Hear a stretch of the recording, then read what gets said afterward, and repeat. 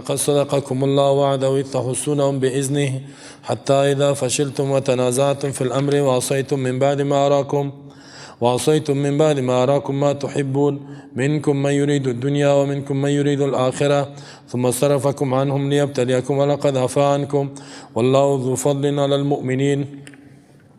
بدون شک الله پورا کرد، راست ساخت از برای شما وعده خود را. وعده چی بود؟ نصرت، مدد. اذ تحسونهم بإذنه، وقتی که قتل کردین کافرها را به اراده الله، خوب کشتین. حتی اذا فشلتم، تا این که شما بزدل شدین، و تنازعتم فی الامر، اختلاف کردین در امر پیامبر، و عصیتم، نافرمانی کردین، من بعد ما اراکم ما تحبون، بعد از اینکه نشان داد الله بر شما آن چیزی را که دوست داشتین، مال غنیمت و غیره یا نصرت و فتح. منکم من یرید الدنیا، بعد از شما اراده میکرد دنیا را، و منکم من یرید الاخره، بعد از شما اراده آخرت داشت. ثم صرفکم عنهم لیبتلیکم، باز گردانی شما را از ضرر از اونا تا که امتحانتان کند. ولقد عفا عنکم، بدون شک الله عفا کردگی همین گناه شما را. والله ذو فضل علی المؤمنین، الله صاحب فضلت به بالای مؤمنین. إذ تصعدون ولا تلوون على أحد والرسول يدعوكم في أخراكم فأصابكم غما بغم لكي لا تحزنوا على ما فاتكم ولا ما أصابكم والله خبير بما تعملون.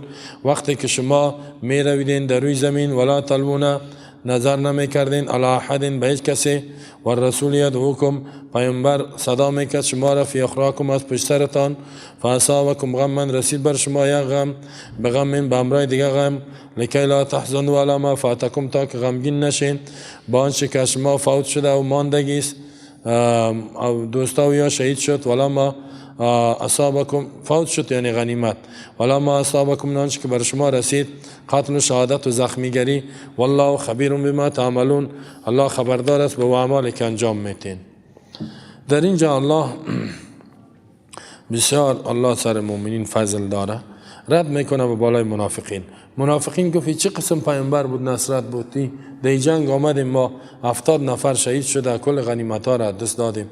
حالت واقعا جنگ احد بسیار حالت خراب بود، بسیار یک غم بود، بسیار یک مصیبت کلان بود آمده بود. گفت چه قسم است؟ الله میگه که در حالی که الله نصرت، وعده نصرت داده بود، الله میگه بله ما اول شما را نصرت کردم، اول همی تو بود، کافرها که جنگ آمدن این تو شکست خوردن، گریختن، ولی پسان اینا چی کردن؟ از امر پیامبر مخالفت کرد. همون جماعت که عبدالله بن جبیر بود گفت که دم بالا باش، دم تپگک پایین نشی. اینا که دیدن مسلمان ها غنیمت ها و فتح و نصرت است، از خوشحالی پایین شدن. که پایین شدن، قماندان شما گفت پایین نشین، ما رسول الله منع کرد، گفت نه، گپ نگرفتن. که پایین شدن، خالد بن ولید دید از پشت سر دور، که دور خورد آمد، 10 نفر است خورد کم بودن، شهید شدن، داخل شدن. الله میگه گناه کردین، گناه سبب مصیبت شد. صحابه گناه میکرد، خب صحابه معصوم نبودن از گناه. حالا نگم تا میگه که این مولوی صاحب اصلا که تو دایی کلان شیخ هست گناه کرده، گناه خب میشه دیگه. حتی انبیاء علیه السلام میگم گناه صغیر از اونام سر زده، خب گناه خب میشه، ولی انسان باید توبه بکنه. انسان عاجز است، میشه، جنگ است، مشکلات است. انسان کوشش کنه که در دعوت جهاد اینا گناه نکنه. گناه کرد باز نصرت الله نمیاد، که نامد شکست میخوری. این اگام جایی که شما دیدین که مسلمان ها شکست میخورن، بفهمی که جا نقصان است. نقصان در عقیده است، نقصان در عمل است و گناه است. نیت ها خوب نیست، اینو میگه پاست. چقدر خوب دلیل. حلب چرا شکست خورد؟ بخاطر گناه بوده. اونجا خود گناه بخیب زیاد بود، گناه بود دیگه. ولقد صدقكم الله وعده، بدون شک الله راست کرد، پورا کرد از برای شما وعده، و آنچه که وعده کرده بود به شما، نصرت به برابر دشمن، او را پورا کرد. او کدام وقت بود؟ اذ تحسونهم، در اون وقتی که شما کشتین اینا را. تحسون، حسا یحسو، ای در عرب میگن که تحسونهم یعنی تقتلونهم. زجاج میگه که الحس الاستیصال بالقتل، یعنی کسی را که بخیرش خوب قوی میکشه، شیره میگه ضرب در مکان حسس. حسسناهم بالسيف حسا فاصبحت بقیتهم قد شردوا و تبددوا. عرب ها میگن که قتل کردیم، حسسناهم بالسيف، کشتیم اینا را به شمشیر، حسن به کشتن، فاصبحت بقیتهم، باقی از اینا گردیدن، قد شردوا و تبددوا، یعنی گریختن و فرار کردن. حس بسیار کشتار میگه، یعنی بسیار خونریزی کردین، کشتین اینا را باذنه، به اجازه الله، به اجازه دروشان کردین، حسی درو کردین با شمشیر، و هم به اراده الله، به اراده الله. خب بعد از چی گپ شد؟ حتی تا این که اذا فشلتم، وقتی که شما بزدل شدین، بی غیرت شدین و ضعیف شدین، و اختلفتم و تنازعتم، اختلاف کردین در چی؟ فی الامر، در امر که رسول الله صلی کرده بود که استاد شدن در کوه، در اینجا باشین، پایین نشین. شما که فتح و غنیمت دیدین، پایین شدین.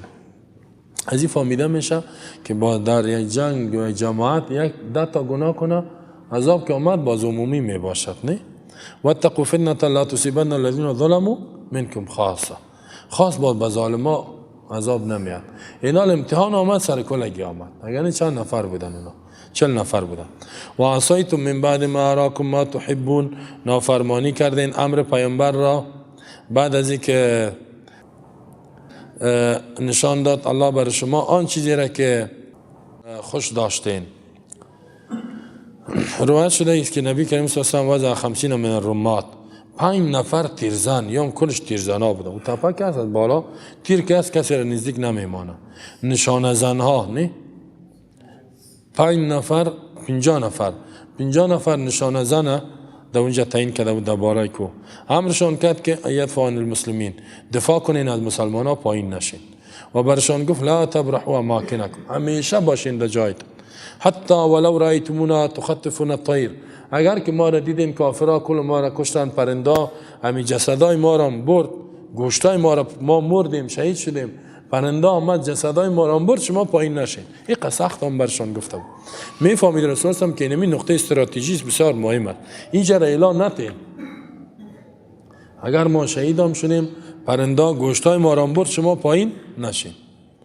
فلما التقى الجيشان، هر وقت که دو جماعت روبرو شد، مؤمنین کافرها، لم تقوی خیل المشرکین علی الثبات، خب اسبهای مشرکین ثبات پیدا نکردن به خاطر اینمی سهامی که بود، همی تیرزنایی که میزد اینا را. این مشرکین که نزدیک مسلمانان شد، تیرزنا که میزدن، کالش اونجا افتیدن، مردایشان گریختن. اسبا که میامد تیردم فرقشان میخورد، هم نفر هم اسب. فانهزم المشرکون، مشرکین شکست خورد. که شکست خورد، فلما را رمات امی تیرزنا دیدن، قالوا، گفتن الغنیمه الغنیمه، غنیمت، پایین شوین گفت. و رفتن اونا خود تکتیکی عقب نشینی کرده بودن. اصل خالد فرمانده جنگ بود و تکتیکی بود. پشت سر خود کشید، باز می همیشه هم خالد همی تو بود. او شکست قبول نمیکرد. خب میره پس دور میخورد. او پس دور خورد. اینا پایین شدن لجمع الاسلاب، جماعت از اینها. و ثبت رئیس و مواشرتون، رئیسشان به امرای 10 نفر ماند. مشرکین آمد از پشت کو، فقتلوا البقیه، باقی رمات تیرزنا را شهید ساختن. و نزلوا علی المسلمین بسیوفهم، با شمشیرها پایین شدن. من خلف ظهورم، کسایی که در پسرشان بود. فانقلب النصر الی هزیمه، نصرت بعد چی تبدیل شد؟ به شکست مسلمین. به می خاطر الله میگه که و عصیتم، نافرمانی کردین، من بعد ما اراکم، بعد از اینکه نشان داد، ما تحبون، آن چیزی را که شما دوست داشتین. ما تحبون چی است؟ یکم تایی که بسیار صحابه را دوست داره، میگه گناه نکرده، میگه ما تحبون نصرت است، فتح است. فتح میگه شما دیدین از خوشحالی فتح پایین شده، ولی یک تعویل است دیگه. غنیمت است اینجا، زیرا الله میگه و عصیتم، اگه به خاطر فتح می بخوای گناه نکرده. نه یکم تا میگه که نه صحابه بسیار خوب مردم ها بودن، گناه نمیکنن. خوب مردم بود ولی گناه میکنه دیگه. ایت ما نمیم گناه نمیکنه. و عصیتم من بعد ما اراکم ما تحبون غنیمت، به خاطر غنیمت. اگر که هدفشان نبود ولی پایین شدن، و اینجا الله چی میگه؟ منکم من یرید دنیا، بعد از شما اراده دنیا را داره غنیمت. کی بودن؟ کور ترک کردن، این دنیا را اراده کرده بودن. بازو کسایی که صحابه را دوست داره میگه یا منافقین بودن، صحابه نبودن. خب زیرا صحابه هیچ وقت دنیا را خوش نمیکنن. نه چرا؟ و هم انسان بودن، دنیا را خوش میکردن. در اونام آدمای بودن که فریب میخوره انسان، شیطان یگام دفعه انسان میگه دنیا است بدا. و منکم من یرید الاخره، بعد ازش کسایی بود که اراده آخرت میکردن. او 10 نفری بودن که در مرکز ماندن. عبدالله ابن جبیر کلانشان بود. ثم استشهدوا، شهید شدن اونا، درجه گرفتن. ثم صرفکم عنهم لیبتلیکم، باز الله گردانی شما را به شکست از کفار، از اینمی کافرا الله شما را گردانی تا که ابتلا کند، امتحان کند شما را. خب اینا لمی گناه شد، از میدان جنگ گریختن گناه کبیره. چی میشه؟ الله میگه ولقد عفا عنکم، بدون شک الله عفو کرد دیگه از شما با وجود عصیانی که کردین. اشاره به چیزی است که گناه کان یستحق اکثر مما نزل بهم، بسیار یعنی مستحق بودن که زیاد بیاد، ولی اگه عفو الله نمی بود بسیار عذاب می آمد. الله عفو کرد. هر جایی که با صحابه اشتباه کرد الله میگه ولقد عفا. پس آن میاد ان الذين تولوا منكم يوم التقى الجمعان انما استزلهم الشيطان ببعض ما كسبوا ولقد عفا الله عنهم. عثمان فرار کرده بود، تا عثمان خلیفه سوم از جنگ، و مردم میره میگفت که توری تو بزدل بودی، بی غیرت بودی. الله بازو میگفت که الله میگه ولقد عفا الله عنهم، الله عفا، قسم است که ما بخشیدیم. آن دشمنای صحابه میگن ما نبخشیدیم، الله میگه ما بخشیدیم، اون میگن ما نبخشیدیم، من نمیمانم. دشمنای صحابه. ولقد عفا عنکم، بدون شک الله عفو کرده شما. والله ذو فضل علی المؤمنین، الله صاحب فضل است به بالای مؤمنین. و فضل الله چی بود؟ که باز الله مؤمنین، ولی با وجودی که زخمی بودن حرکت کردن و کافرها را باز گریختن. کافرها خیر خوب شهید شد مؤمنین، ولی تو نه که بگریزن طرف خانه خدا، نی تو نشدن. پس دور خوردن، اونا زدن شهید کردن رفتن. و هم ترسیده بودن. خب و هم صحابه را شهید کردن، چقدر او زدن و غنیمت ها را گرفتن گریختن. خب استاد نشدن، می رو به هیبت مؤمنین بود در دلشان.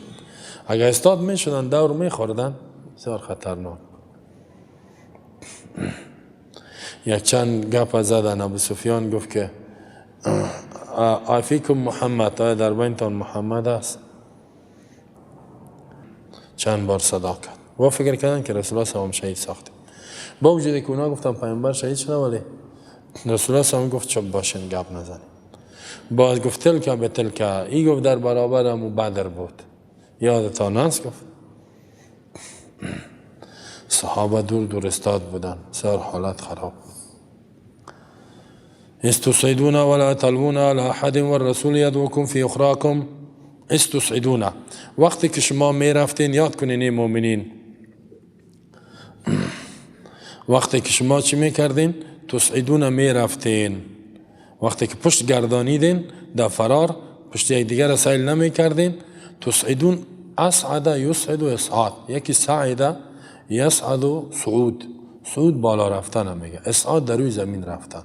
وقتی که می رفتین در روی زمین، انا جعلنا ما الارض زینة الله، ایتو میاد که سعیدن جرزا، سعید یعنی زمین هموار میگه. وقتی که شما می رفتین در روی زمین هموار یعنی فرار داشتین. ولا تلوون علی احد، نظر نمیکردین به هیچ کسی، یعنی پشت کرده بودین، هیچ امرویت خدا نم دور نمیداد، ای تو گریز میکردن، هیچ پشت سیل نمیکردن، یکی تا نام استاد نمیشد. ولی رسول الله صلی الله علیه و چطور بود؟ در میدان جنگ بود. الله اکبر، واقعا پیامبر برحق بود. اگر پیامبر دروغین می بود، حالا سر قماندان اعلای قوای مسلح نه فعلا جنگ میجه شما و هیچ در یک ولایت دیگه رسیده، تا دیگه ولایت برسی و گم میکنه خدا بیخی نه. یک وقت شما دیدین در رسم گذشته که میجه بود نه، سابقا میشه یک طرق پرق شد، اول سرقماندان گریخت، باز وزیر دفاع، باز لوی دریستیز، باز جنرالکای کلان، عسکرها از پشت میدویدن.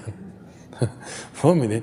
این طور نیست در اسلام. سعی که اینال مسلمان، رئیس دولت مسلمان در میدان جنگ است، زخمی میشه، شهید نمیگریزه. سرخط حتی در بین باشه یا پیش باشد کلگی گریز نمیکنه، مگر اگر تکتیکی عقب نشینی پس دور میخوره. غیر از اونه رسول الله هم در میدان بود. و رسول یدعوکم فی اخراکم، و رسول الله صلی الله علیه و یعنی محمد آواز میکرد شما را فی اخراکم، از پشترتان، فی آخرکم، در آخر می دور بخورید. چی میگفت؟ الی عباد الله، الی عباد الله، انا رسول الله.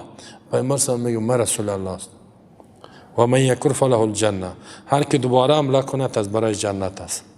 شما تمعینون فی الفرار، شما بسیار فرار میکردید. فاصابکم غمم، رسید بر شما غم. غم یعنی الله بر شما جزا داد غم. او غم یکی چی بود؟ این غمی بود که زخمی و شهید و اینا. به غم من بسبب دیگه غمی که از برای رسول الله صلی الله علیه و زخمی شدن و شهادت رسول الله صلی الله علیه و دیگه غم. این بسیار غم زیاد بود با بالای زین. لکی لا تحزنوا، الله میگه ما این کار کردیم تا که شما غمگین نشوین. حالا ما فاتکم، آنچه که فوت شده از غنیمت ها. لکی لا، اینجا سعی کنین، اینجا یک سوال است. سوالی است که مصیبت آمد چطور غمگین نشیم؟ در مصیبت خو غم است.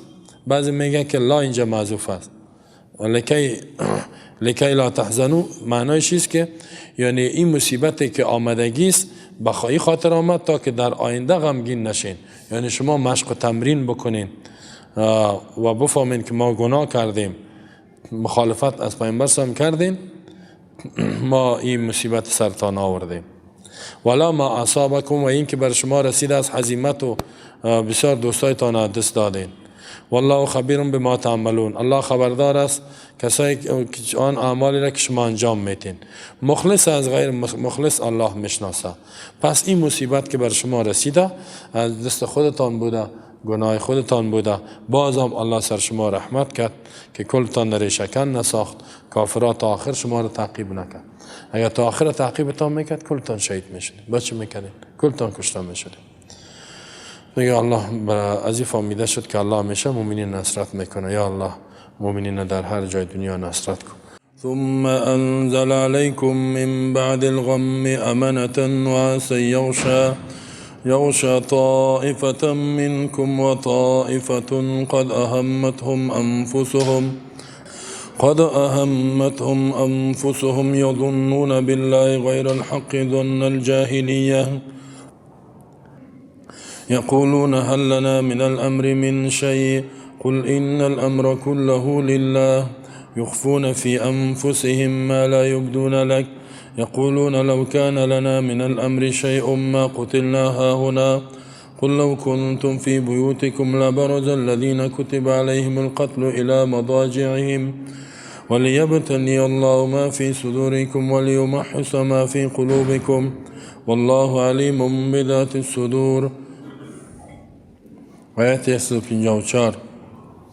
ثم انزل عليكم، بعد از نازل کرد الله به بالای شما من بعد الغم، بعد از غم، امنتا امنیت و امان، نعاسا خوابی که در سر میزنه، یخشا طائفتا منکم که می پوشانید یک طایفه از شما را، و طائفتون و یک جماعت دیگه تان قد اهمتهم انفسهم بدون شک تشویشی کرده بود اینا را نفسایشان، یظنون بالله غیر الحق ظن الجاهلیه، گمان میکردن با الله بناحق، ظن الجاهلیه گمان جاهلیت، یقولون میگفتن هل لنا من الامر من شیء، آیا است برای ما از اختیار، من شیء کدام چیز در جهاد اختیار داریم یعنی؟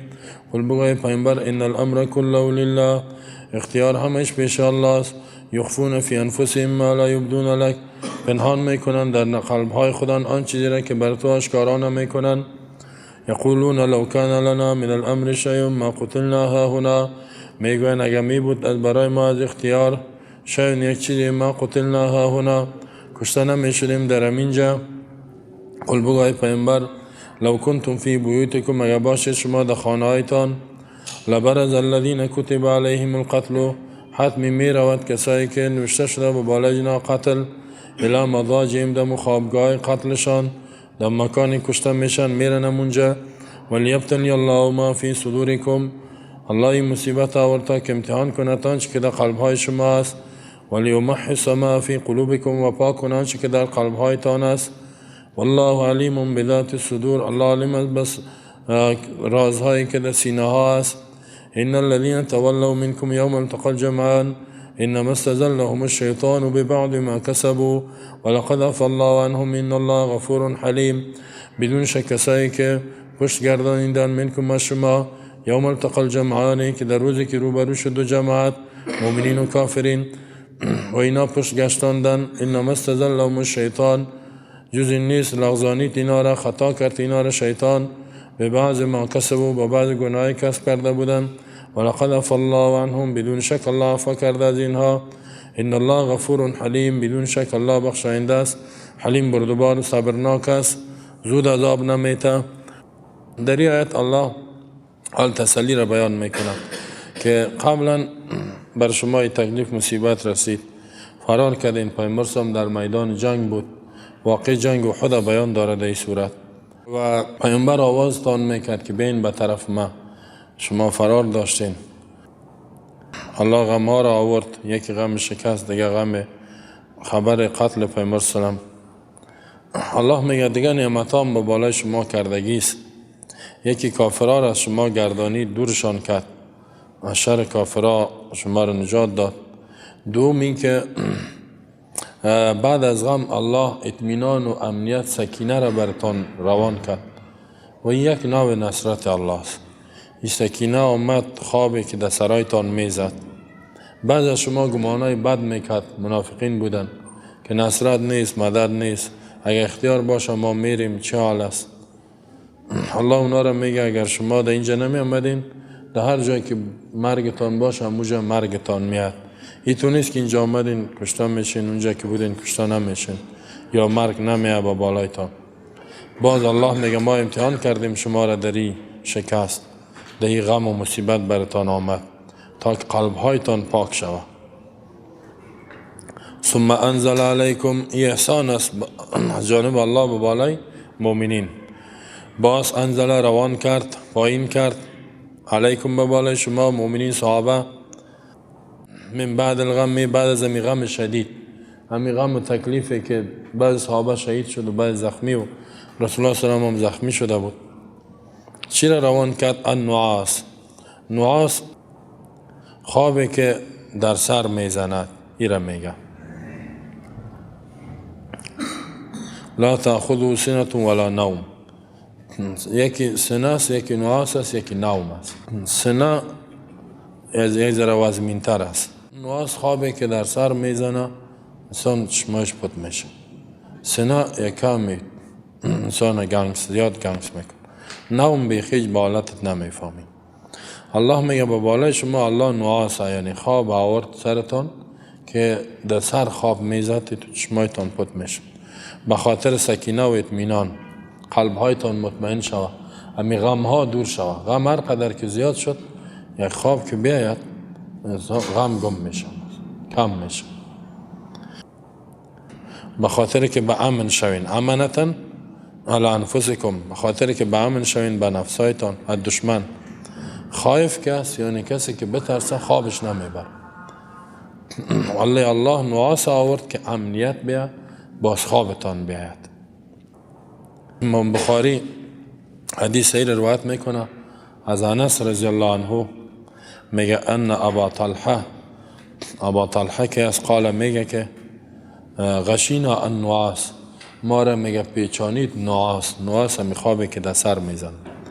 و نحن فی مصافنا یوم احد، ما در صفای خودان بودیم در روز احد، یعنی کل مجاهدین در صف استاد بود، همین نعاس آمد خواب. قال ای میگه ابا طلحه فجعل سیفی یسقط، شروع شد که شمشیر ما میفتاد، من یدی از دستم میگرفتم. میگه شمشیری تو خواب آمده بود که از دستم میفتاد، تو خواب میشم از دستم چشم پت میشم میفتاد، باز میگرفتم، باز چشم پت خودش استاده سرش خواب آمده و یسقط و آخذ، میفتاد میگرفتم، باز شمشیر میفتاد تو چشمش که پت میشد، باز میگرفت. الله این میره امن بیان میکند. این عام نبوده بلکه از برای اهل اخلاص بوده. اینجا میگه که میفرماید الله یغشا طائفة منکم، یک طایفه از شما را می نعاس، اطمینان، امنیت، سکینه پوشانید که در حالت بسیار غم خواب بیاید. این بسیار نعمت الله است. ولی اهل نفاق که است، منافقین هم بودن، اونا در خوف و ترس بودن، هیچ وقت خواب نمیبرد. خراب بیدار کجا شمشیر میاد گردن ما میخوره. الله سعی کن در حالت بسیار ترس شدید خواب میاره بر انسان. این نعمت است. این کسایی که در سنگرها است و میفهمند، اخلاص دارن و مجاهدینی که سابق هم جهاد کردن و از اونام پرسان کنین همی تا حالت ها سرشان آمده که در بسیار حالت سخت خواب یعنی حالت سخت ترس، بمباردمان، هر طرف دشمن میزنه، خوابت بیاید، نه عین جنگ باشه.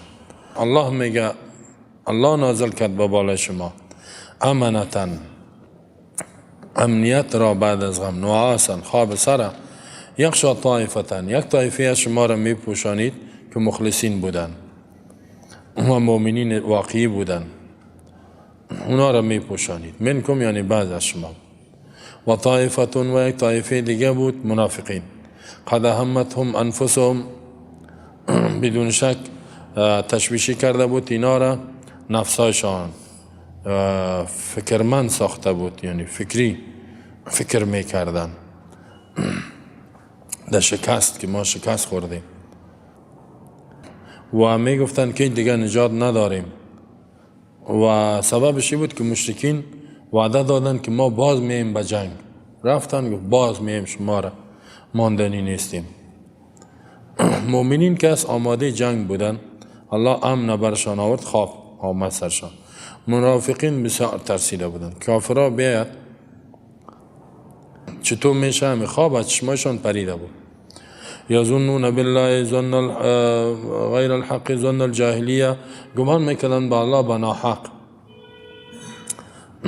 یعنی گمان بد میکردن مثل گمان جاهلیت. ابن کثیر میگه اینا عقیده داشتن که مشرکین اگر غالب شوند در نیمی وقت این دیگه فیصله است، تو گمان میکرد، گمان جاهلیت، یعنی کل ما میموریم، هیچ که زنده نمیمانه. و اسلام که از قد باده و اهلو، هلاک شد، اهلش رفت. امی گمانای بده میکردن، گپ خلاص شد، فیصله شد، شکست خوردیم، کافرها رسید که چی حال انداخت، چقدر نفر شهید شده. این منافق طایفه هم میطور است، ایمان که نداره، یک مصیبت که آمد میگه گپ خلاص شد، با الله اعتماد نداره. مؤمن که است نه، مؤمنین وانا خوابشان گرفته بودید در قصهشان نبود. یقولون میگفتن منافقین هل لنا من الامر من شیء، آیا است از برای ما از اختیار امی جنگ کدام چیزی؟ یعنی اختیار داریم که ما دمی جنگ فیصله کنیم خود ما، اگر داشته باشه خب ما میبراییم. اگر ما یعنی اختیار می داشتیم می در جنگ نمی آمدیم، اگر حال باشه میریم. حالا شرم و ترس بیرون بر آمدم نمیتونستم. این از سعی که در صف رسول الله هم منافق کافر است وجود داره، ولی به خاطر غنیمت دنیا آمده است اونجا. پس اینجا صف صحابه خراب نشده که کافر وجود داره. زیرا منافق بود، کفرش در قلبش بود، آشکارا نبود، ظاهرش اسلام بود. اسلام ظاهر میبینه، ظاهر یک کسی صحیح بود، ما فیصله میکنیم که مسلمان است. تا که از باطنش آگاه نشدیم معامله مسلمان را به امرش میکنیم. قل ان الامر كله لله، قل بگوی پیامبر الامر اختیار جهاد کلش از برای الله است. به این منافقین بگو همه امورات، امر جهاد و این که برای کی مصیبت بیاره نبیاره شما اختیار ندارین، کل اختیارات پیش الله. یخفون فی انفسهم ما لا یبدون لک، پنهان میکنند در قلبهای خودان چیزی را که آشکارا نمیکنند، یعنی در دلشان نفاق است، بزدلی، بیغیرتی است. با چی میگفتن؟ یقولون میگویند لو کان لنا من الامر شیء، اگر می بود از اختیار جنگ از برای ما شیء یک چیز اختیار می داشتیم ما قتلنا، کشته نمی شدیم، ها هنا ما در اینجا، یعنی برادرای ما کشته نمی شد اینجا، یعنی بیرون نمی شدیم، از خانه نمی برآمدیم، که نمی برآمدیم کشته هم نمی شدیم، یعنی سعی که ما را اینجا آورد. ولکن اکرهنا علی الخروج، سر ما فشار آمده که بیرون برای. این چیزایی است که در دلای خودم پنهان کرده بودن، در دلشان نمی بود که اگر از خانه نمی برآمدیم سعی که کل اینجا کشته شد. چه حاله؟ زبیر میگه که ارسل علینا النوم، زبیر بن عوام میگه با بالای ما خواب آمد از جانب الله. ذالک اليوم و انی لاسمع قول معتب بن قشیر، من میگه میشنیم سخن معتب بن قشیر و النعاس یخشانی، خواب میگه مرا میپوشان، من سخنش میشنیدم. میگفت که لو کان لنا من الامر شیء ما قتلنا، اگر ما اختیار در جنگ و جهاد می داشتیم این نمی آمدیم و در اینجا کشته نمی شدیم. میگه سر می تو خواب می آمد، چشم پت می شد، باز که باز می شد گپورا می شنیدم که چه حاله، سعی که ما را کجا آورده، کل ما کشته می شیم، یک تام زنده نمی برای. چشمایشان نگاه خوب برآمدم نمی تانم. قل لو کنتم فی بیوتکم لبرز الذین کتب علیهم القتل الی مضاجعهم. آل الله بسیار یک گپ مهم میگه. قل بگوی پیامبر از برای زینا لو کنتم فی بیوتکم، اگر شما می بودین در خانه هایتان، یعنی بیرون نمی شدین، در جنگ نمی آمدین و الله فیصله میکرد که شما در فلان جا بمرین، و فیکم من قدر الله، الله کسی را که مقدر کرده بود که اینجا کشته شد، لبرز الذین، برز مبارز آشکارا شدن، بروز آشکارا، حتمی آشکارا میشد، بیرون میشد. الذین کسایی که کتبه که نوشته شده و مقدر شده علیهم به بالای زینا، القتل و قتل الی مضاجعهم، در مکانهایی که کشته میشن، یعنی کسی را که الله نوشته کرده که اینجا بمره اما می آمدن. پس فقدر الله، آن چیزی را که فقدر الله لا منه، تقدیر الله که نجات کسی نداره و نه فرار کسی کده میتونه. یعنی شما اگه اینجا در این جنگ نمی آمدین مرگتان می بود، الله در یک جای دیگه اینجا می آوردتان کلتان می مردین. مرگت که در جای باشه اون موجه میری خودت میایی، یعنی از مرگ نجات نیست. قل فدروا عن انفسکم الموت ان کنتم صادقین، دفع کنین از خود مرگ را اگر راست میگین. الله باز در سوره صف میفرماید قل ان الموت الذي تفرون منه فانه ملاقیکم، مرگی که شما از او فرار میکنین او روبرو میشه، از پیش روی میاد، از او فرار کردن نمیتونین. یکم تو میگه اگه اینجا نرم میمرم، در موتر کاش که نمیشستم، کاش که موتورسیکل نمیخرید. اونم بیچاره گفتمش نخر، نشد. موتورسیکل خرید، رفت زدش جا بجاش کرد. گفته بودم که موتورسیکل نخرید، کاش که سر بایسکل نمیرفت، کاش که از مزار تا کابل سفر نمیکرد. گفتم نرو، برفی از بارانی است، نشد. وانا موترش تکر کرد. این گپا را از گذشته کلمه لو استعمالش جایز نیست. چیزی که شد نگو که اگه تو میشد و تو میشه، اگه تو میشد و تو میشه، یا گفتیمش که امی گپا را نگو، نشد بگپ نه، اینه دیدی این تو شد. اون چیزی که الله تعیین کرده باشه در راه درست، اگه نه با در راه نادرست چی میشی؟ در دیگر را میمری، زخمی میشی. قل لو کنتم فی بیوتکم لبرز الذین کتب علیهم القتل الی مضاجعهم. به این آیت اگر ما شما ایمان داشته باشیم با ترس از پیش ما میپره.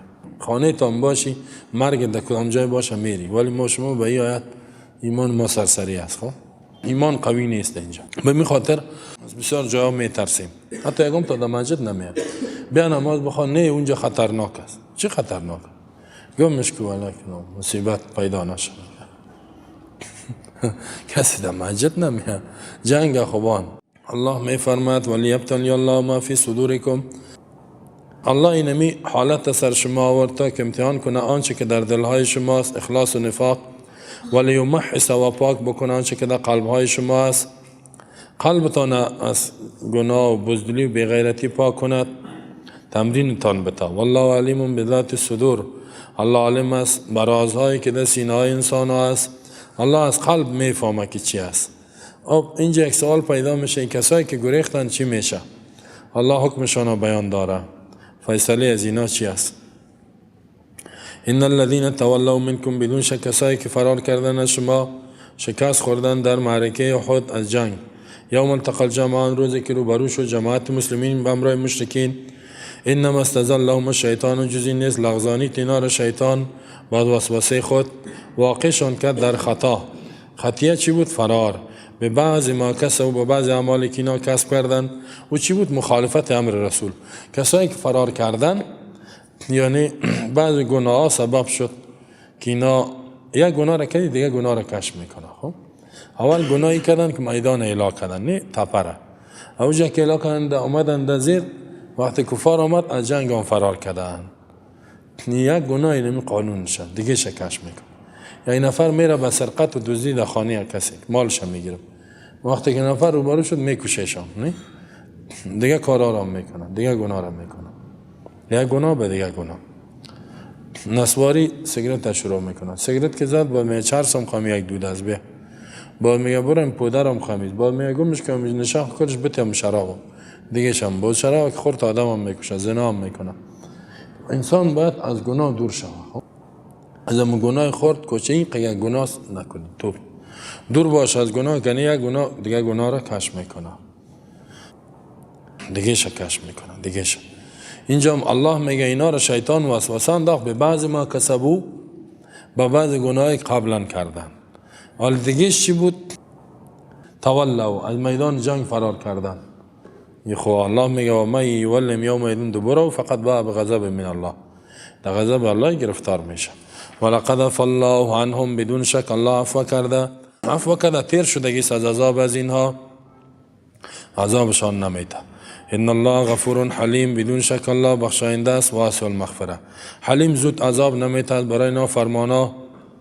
آل منافقین الله منع میکند که این منافقین گپای منافقانه نزنین. یا ایها الذین آمنوا لا تکونوا كالذین کفروا، ای مؤمنین خبردار نشوین مثل کافرا. وقالوا لاخوانهم اذا ضربوا في الارض او كانوا غزا لو كانوا عندنا ما ماتوا وما قتلوا ليجعل الله ذلك حسرة في قلوبهم والله يحيي ويميت والله بما تعملون بصير. نشوین مثل کافرایی که میگویند برای برادرای نسبی خودان اذا ضربوا في الارض، وقتی که میروین در زمین سفر میکنین، وقتی که اونا سفر کنن در زمین، او کانوا غزا، یا اینکه در جنگ و جهاد برن، چی میگن؟ لو کانوا عندنا، اگر می بودن اینا پیش ما در خانه در منطقه، ما ماتوا نمی مردن و ما قتلوا کشته نمی شدن. لیجعل الله ذلك حسرة في قلوبهم، خاطر که بگرداند الله می گپار افسوزی و سبب پشیمانی در دلهایشان. والله یحیی و یمیت، الله حیات میته و مرگ، یعنی حیات میته بعضی را و یمیت میمیراند بعضی را. مرگ و حیات پیش الله است. والله بما تعملون بصیر، الله با اعمالی که انجام میتین میبیند. ولئن قتلتم فی سبیل الله او متم لمغفرة من الله و رحمة خیر مما یجمعون. ولئن قتلتم، اگر شما کشته شوین فی سبیل الله، بخاطر حاکمیت دین الله، او متم یا بمرین به مرگ خود، لمغفرة من الله، حتمی بخشش که از جانب الله است. و رحمتی که از جنت، خیر مما یجمعون، خیر است بهتر است از تمام آن چیزی که اینا جمع میکنن دنیا را. ولئن متم او قتلتم الی الله تحشرون، اگر شما بمرین یا کشته شوین حتمی به طرف الله بازگشت میکنین. در اینجا رد میکند به بالای منافقین. منافقین بدبخت کسایی بودند که باز مسلمان ها را می ترساندن. کسایی که اونجا رفتن شهید شدن چی می گفتن؟ اگه اینا سفر نمی کردن، اگه اینا در جهاد نمی رفتن در جنگ، نه می مردن نه کشته می شدن. گفتیم میشان که نرین، گپه که نگیری همی تو میشی، نه؟ می تو می گفتن این همی تو میشی، این گپ ما را نگرفتن. الله میگه این گپ کافر است، گپ اسلام نیست، این وسوسه شیطان است. فلانا جای میری میموری، این گپا را نگوین. مومن هیچ وقت این گپا گفتن هم میتونه. کسی که ایمان داره، قرآن هم میفهمه، ایمان و عقیدهش قرآنی است، هیچ وقت گپا نمیگه، زیرا میفهمه که و ما کان لنفس ان تموت الا باذن الله، به اجازه الله است، کتابا مؤجلا، وقتش تعیین است. اگر که الله با مرگ سبب جور کرده، سبب سفر جنگ جهاد، بسیاری وقت به سبب میمره، این سبب نیست. یه نفر گفت من میمرم، و مذاق من که سر خودمان سعی کردن مرده، چه قسم ده؟ نه مریض شد، نه چه هرچی شورش داده، نه چی. یکم تا را ببینی بی سبب سر خودم میمانه، خراب میمره میره.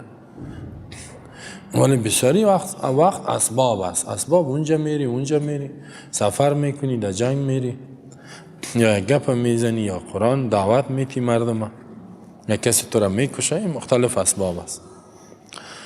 یا ایها الذین آمنوا ای مؤمنین خبردار، لا تکونوا کالذین کفروا نشوین مثل کافران منافقین. کافر کیست؟ منافق. یا قلبا کافر است ولی گپا که گفت باز کفرش آشکارا میشه. در چی مثل از اونا نشین؟ وقالو دینی سخن، وقالو مثل کافرها، وقالو میگوین لاخوانهم برای برادرای خودان، برادرای نسبی اهل نفاق، اذا ضربوا فی الارض وقتی که بروند در سفر، ضرب دن سفر بکنن، او کانوا غزا یا این که در جنگ بروند، در جهاد. چی میگن؟ یعنی بیرون شوند غزا کننده به خاطر حاکمیت دین الله. لو کانوا عندنا اگر اینا می بودن پیش ما ماتوا نمی مردن، اگر اقامه میکردن بیرون نمی شدن در سفر و جنگ نمی مردن، ولا قتلوا و ما قتلوا کشته نمی شدن. الله میگه اینی گپا را رد میکنه به بالایشان. لیجعل الله ذلک حسرتا، این گپ اینا میگن تا که بگرداند الله می اعتقاد فاسد حسرتا یعنی سبب افسوس پشیمانی فی قلوبهم در دلهایشان، و در روز قیامت تو پشیمان میشن. کاش که ما می رفتیم در جهاد شهید می شدیم. حالا میگن این گپا را. والله یحیی و یمیت، الله رد میکنه عقیدهشان. الله است که حیات میته زندگی و یمیت مرگ میارد. پس مانع مرگ نشستن در خانه مانع مرگ شده نمیتونه. اگه این گپ باش هیکل اگه در خانه بشینه که نموره، در حالی که میبینیم بسیاری قرار ششتگی بازم میموره. از مرگ کی نجات میفهم؟ والله بما تعملون بصیر، الله با اعمالی که انجام میتین میبیند بنده ها را و جزا میته. این گپا را زیاد مردم میگه کم، امیزن ها زیاد میگن. امیزن و پیچ سفید و سر سفید و کسایی که از قرآن خبر نیست. بچه منجا نری، بچه منجا نری، بچه فکر طبیعی، بچه باز ببینی که مرد. نه نگفته بودم که اینطور نکنی. چی کنم؟ گفته بودمش که اینطور نکنی، نشد. باز ببینی که اگر اینطور میکرد گپای مرا میگرفت. اگر چیزی که شد استعمال نکنی.